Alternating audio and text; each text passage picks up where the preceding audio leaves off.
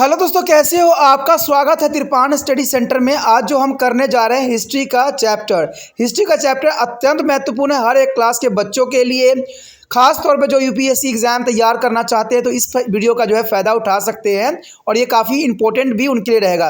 चलिए देखते हैं हमारा आज टॉपिक क्या है। Buddhism. The Buddhism is the most important. Who is the founder of Buddhism? There is a most important question. And that time, the founder of Buddhism was Gautam Buddha. Who is the founder? Gautam Buddha. And who was born is a 566 BC at the Luvania located in the foothills of Nepal. One night the left is a places in the search of truth and ultimately stand there to knowledge of the Buddha Gaya. He then began to call Buddha are the invented ones. He is delivered his first ceremony is a Sharnartha near the Varanasi.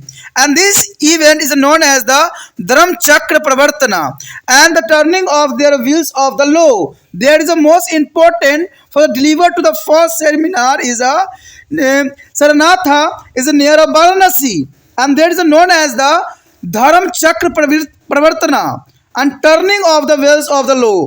He is also established is a Samaguha as here a die at the age of 80 year in 486 BC at the Kushanera and the Kushinagar at the near of Gorakhpur in the eastern UP. There is a most important die for the Gorakhpur in the state of UP. Buddha asked his follower is to avoid the two extremes of indulgence of worldly is a pleasure and there are practice of strictly abundance of asceticism.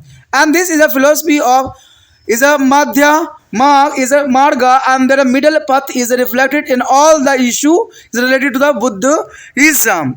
The main teaching of Buddha are the encapsulated in the basic concept of four noble truths are Arya Satya, the eightfold path of the Satyagika Marg. Satyagika Marg and the first noble truth of Buddha said that suffering for the dukkha. There is the most important here, first noble truth. The Buddha said the suffering of dukkha is the sim of the world and is like on the ocean of mysteries. Second noble truth is a dukkha samadhya. There is a every suffering has a case. Third noble truth is a dukkha is a nirodhya and the suffering could be established. And fourth dukkha nirogya is a Gyamini and Pratipada. If there is a path of leading to extensions are dukkha. He said that everything is the world like a birth, all age and death lead to the suffering. If one wants to get rid of the suffering, one has to conquer their desire. The removal of desire can be achieved through eightfold path. And these are the right faith, right resolve, right speech, right action, right living and right effort, right thought and right self-concentration. There is a eight here path is most important. The right to faith, right to the resolve, right to speech, right to action, right to living, right to effort, right to thought, right to self-concentration. There is a eight path of given to the Buddha. Buddha used a Pali language spoke by the masses to the propagated his the teachings, and Buddha allowed to the lower Balsa as a woman to join to the Sangha. And the fourth Buddhist is a council is organized over different period play a significant role in the propagation of Buddhism. In the fourth council is during to the races of the Kanishika. Buddha is split into two major sects. Is called to the is a Hinayan and Mahayana. Hinayan and Mahayana is the two major sects here. And the Mahayana is adopted to Sanskriti as a language and started to the worshipping Buddha in form of the idols. And the Hinayana is a continuity to the flow the Pali and the treat to Buddha as a guides. There is a most important here. There are two important, the Hinayan and Mahayana.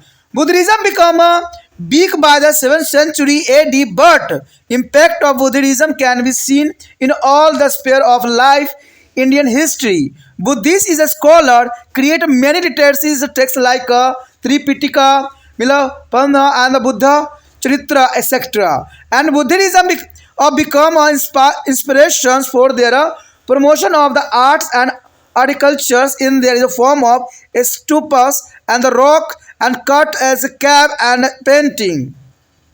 This can be noticed as Saninchi and Bharhut is Amravati, Ajanta, and etc. Buddhism inspired a Gandhara and Mathura school of arts. And Buddhism, by the opening its door to all the classes, is a challenge to the superiority and Brahmanism and give a better social position to the lower caste. उसके पश्चात हमारे समक्ष है बौद्ध धर्म। देखिए, बौद्ध धर्म का भी कहते हैं बहुत महत्ता है और इसका महत्ता आज भी उतना ही बरकरार है। आज बौद्ध धर्म को मानने वाले बहुत से हैं, लेकिन सबसे बड़ा प्रश्न ये उठता है कि बौद्ध धर्म के स्थापक कौन थे, आखिर बौद्ध धर्म की कैसे उत्पत्ति हुई और बौद्ध धर्म के क्या सिद्धांत थे और बौद्ध धर्म हमारे लिए क्यों जरूरी है और बौद्ध धर्म में किस बात की शिक्षा मिलती है। देखा जाए तो बौद्ध धर्म के स्थापक जो थे गौतम बुद्ध थे, यानी गौतम बुद्ध जो थे इसके स्थापक थे, जिनका जन्म जो हुआ था 566 ईसा पूर्व नेपाल की पहाड़ी तराई स्थित जो लुम्बिनी यानी लुम्बिनी में हुआ था। यानी आप समझ सकते हो कि इनका जन्म जो था 566 ईसा पूर्व नेपाल की पहाड़ी तराई में स्थित लुम्बिनी में हुआ था और एक रात उन्होंने सत्य की खोज में अपने महल का त्याग कर दिया था। सिर्फ महल का त्याग नहीं किया था, अपना एक बेटा राहुल और अपनी पत्नी को भी त्याग करके रातों रात वो जो थे घर से चले गए, क्योंकि उनको सत्य की तलाश थी। अंत में बोध गया में सत्य ज्ञान की प्राप्ति हुई और वो भी था बुद्ध के पीपल के पेड़ के नीचे। जब उनको ज्ञान की प्राप्ति हुई तब उनको समझ में आया कि सच्चाई क्या है। उसके बाद उन्होंने बुद्ध या प्रबुद्ध कहा जाने लगा, यानी उनको बुद्ध या प्रबुद्ध कहने लग गए लोगों ने। उन्होंने अपना पहला प्रवचन वाराणसी के पास सरनाथ में दिया था और इस घटना को धर्म चक्र परिवर्तन यानी विविध के चक्र परिवर्तन का नाम दिया गया। यानी आप कह सकते हो कि धर्म चक्र परिवर्तन जो था इसका सिद्धांत बनाया गया। यहाँ पर उन्होंने अपने संघ की भी स्थापना किया और इनकी मृत्यु 80 वर्ष की आयु में पूर्वी उत्तर प्रदेश के गोरखपुर के पास कुशान नारा और कुशीनगर में 486 ईसा पूर्व में हुआ। तो कहते हैं बौद्ध धर्म बहुत काफ़ी विस्तृत है और बौद्ध धर्म के अनुयायियों की कमी नहीं है। बौद्ध धर्म बहुत बातें सत्य पे आधारित थी, जो कि हर एक जनमानस के लिए एक नया सिद्धांत और रूल रेगुलेशन पे चलने का आग्रह करती है। बुद्ध ने अपने अनुयायियों को 2 अतीमों से बचाने के लिए कहा, न तो सांसारिक सुखों से लिप्त हो और न ही कठोर ब्रह्मचार्य और सन्यासी बनो। यानी इनके विचारधारा बिल्कुल साफ था कि सांसारिक सुखों में लिप्त नहीं होना है, यानी सांसारिक सुख हमें मिलता है तो इसमें लिप्त पूरी तरह से नहीं होना है और न ही हमें ब्रह्मचार्य या सन्यासी बन के जीवन जीना है। हमें धरती पे आए हैं तो हमें कर्म करना सुनिश्चित है, लेकिन कर्म सादगी ऊपर होना चाहिए और एक निष्ठापूर्ण होना चाहिए और एक सही कर्म के अनुसार होना चाहिए। इन्होंने मध्यम मार्ग या मध्य रास्ता अपनाने के इस दर्शन की झलक बौद्ध धर्म से संबंध सभी विषयों में मिलती है। बौद्ध धर्म के प्रमुख सिद्धांतों की संरचना का मूल्य आधार था और 4 महान सत्य या आर्य सत्य कहा गया। यानी देखा जाए तो 4 महान सत्य या इसको हम आर्य सत्य भी कहते हैं या अष्टांग मार्ग या अष्टमिक मार्ग भी कहते हैं। प्रथम महान सत्य जिसकी शिक्षा बुद्ध ने दी थी वह था यह संसार कष्टों से भरा हुआ है। यानी ये संसार दुख का घर है। यानी आप संसार में आए हो तो आपको कहीं ना कहीं किसी न किसी रूप में दुख जरूर मिलेगा, चाहे आप अमीर हो चाहे आप गरीब हो। पीड़ाओं का महासागर है जिसमें हमें गुजरना है। दूसरा महान सत्य था कि दुख समुदाय अथवा प्रत्येक कष्ट का कोई ना कोई कारण जरूर होता है। देखिए, दुखों का कारण कोई ना कोई जरूर बनेगा, तभी तो हमें कष्ट मिलती है।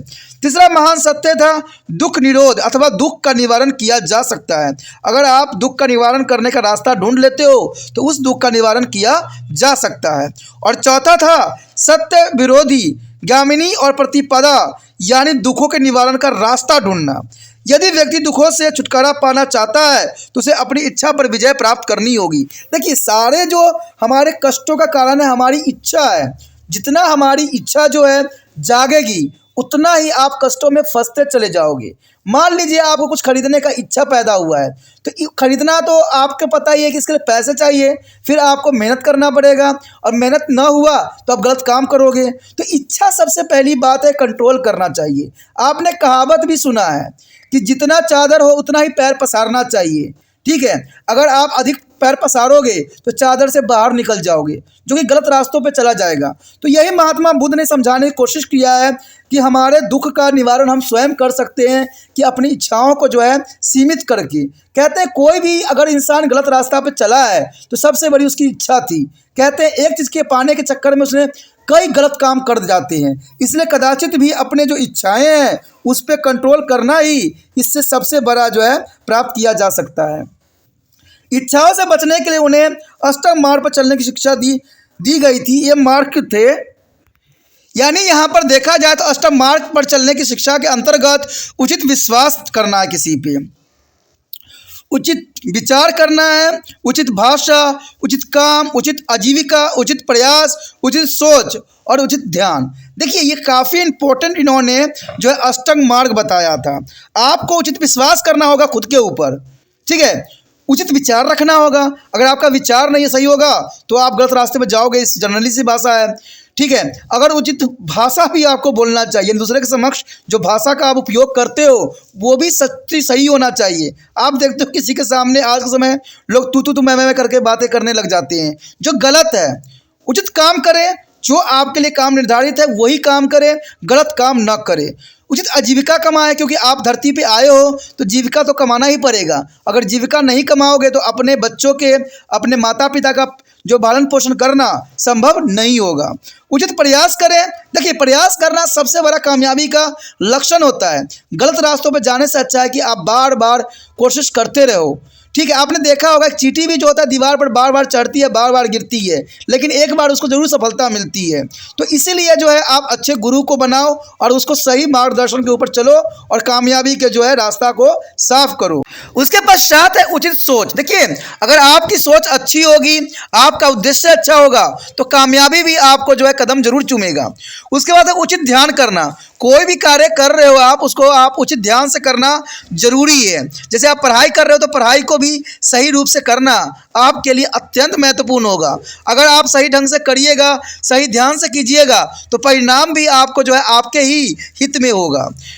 बुद्ध ने अपनी शिक्षाओं के प्रचार के लिए सामान्य जनमानस द्वारा बोली जाने वाली भाषा यानी पाली का प्रयोग किया था।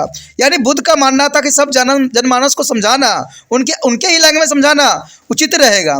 बुद्ध ने निम्न वर्णों के लोगों और महिलाओं को भी अपने संघ में प्रवेश की अनुमति दी थी।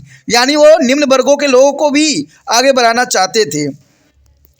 विविध कार्यविधियों में आयोजित किए गए 4 बौद्ध सम्मेलन में बौद्ध धर्म के प्रचार में बहुत बड़ी भूमिका निभाई थी। कनिष्क साम्राज्य के दौरान आयोजित चौथे सम्मेलन में बौद्ध धर्म के 2 बड़ी श्रृंखलाओं में बांट दिया गया, जिसमें जो है हीनयान महायान कहलाते थे। यानी इसका भी जो है विभाजन 2 वर्गों में हो गया था, हीनयान और महायान में। महायान जो है संस्कृति भाषा का अपनाया और बुद्ध की जो है मूर्ति पूजा करना शुरू कर दिया। यानी महायान जो है मूर्ति पूजा को अनिवार्य मानते थे, मूर्ति पूजा करना स्वाभाविक बात था उनके लिए। जबकि हीनयान अभी भी पाली भाषा में ही प्रचार करते थे और बुद्ध को अपना मार्गदर्शक ही बनाए थे। 7वीं शताब्दी ईसा में पश्चात बौद्ध धर्म कमजोर पड़ता गया। यानी धीरे धीरे बौद्ध धर्म भी जो है जैन धर्म की तरह कमजोर पड़ता गया।